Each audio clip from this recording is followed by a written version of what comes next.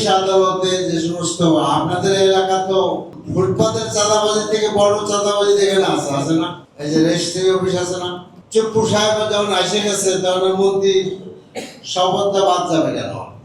এমন একটি বড় একটা মন্ত্রিসভা, সেখানে prime minister has the responsibility to address this problem. তার বলা উচিত ছিল বাংলাদেশটা আসলে ফুটপাত দখল মুক্ত করতে হবে, চাঁদাবাজি বন্ধ করতে হবে, ট্রাক বাস টার্মিনাল যানজট মুক্ত করতে হবে, অবৈধ বিদ্যুৎ লাইন, এরপরে মশা নিধন আমরা নিচের থেকে ধরি আর কি। এই জন্য আমি মনে করি যে হারুন ভাই কই গেল, ভাই ঠিক আছেন নাকি? মেহরবানি করে আপনি সিটি কর্পোরেশন যোগাযোগ করে ব্যাপকভাবে মশার ওষুধ ছিটানোর ব্যবস্থা করেন। আমি যেন আমাদের জনগণের পক্ষ থেকে খবর পাই যে না, মশার ওষুধ ছিটানো হয়েছে, ঠিক আছে? এরপরে আসলে আমাদের জাতীয় জীবনে সমস্যাগুলো এত ব্যাপক হয়ে গিয়েছে।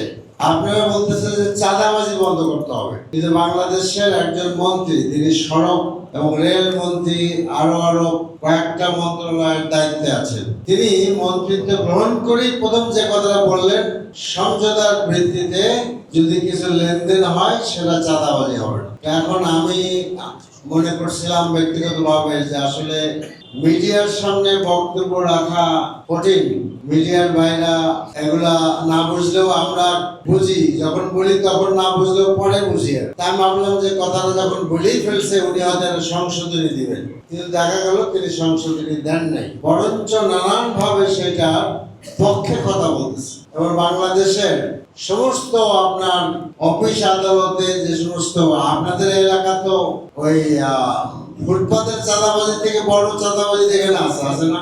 এই যে রেজিস্ট্রি অফিস আছে না, আছে তো? তো এইসব অফিসে যেসব চাঁদাবাজি হয় সেগুলো কি মানে জোর করে চাঁদাবাজি হয় নাকি?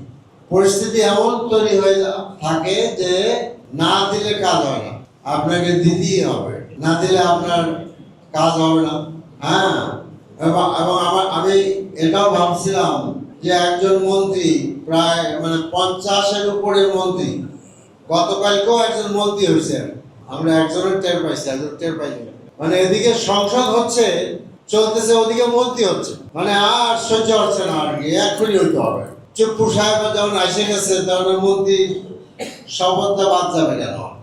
এমন একটি বড় একটা মন্ত্রিসভা, সেখানে prime minister has the responsibility to address this problem. তার বলা উচিত ছিল, তিনি বলতে পারতেন যে আমার মন্ত্রী সাহেব ঠিক কথা বলেন নাই, বেশ কিছুদিন হয়ে গেল তিনি এখন কিছু বলেন নাই। এখন আমরা কি মনে করতে পারি বলেন তো? আমি বলতে চাই না, এখানে মিডিয়ার লোকেরা আছেন তারা জানেন। আমি যারা বলতে চাই, আমি যারা বলতে পারি, আজকে আমি জুমার সময় বলেছি যে আমার জীবনে কখনো কোনো দুর্নীতি ছিল না, থাকবে না। এই জীবনে কোনো হারাম ইনকাম নাই, এবং আল্লাহ যদি আমাকে পাগল করে না দেয় তাহলে এই মুখ হাত দিয়ে কোনো হারাম কিছু আমার শরীরে প্রবেশ করতে পারবে না, পারবে না, পারবে না ইনশাআল্লাহ। আসলে আপনারা যারা চাচ্ছেন সেটা তো সহজে হবে না। দেখেন আমাদের ঢাকা কত, এটা আমাদের বাতেন ভাই 16, বাতেন ভাই চাঁদাবাজি বন্ধ করতে গেছে, ময়লার চাঁদাবাজি, এই জন্য বাতেন ভাইরে আঘাত করছে এবং তার লোকদেরকে আঘাত করেছে।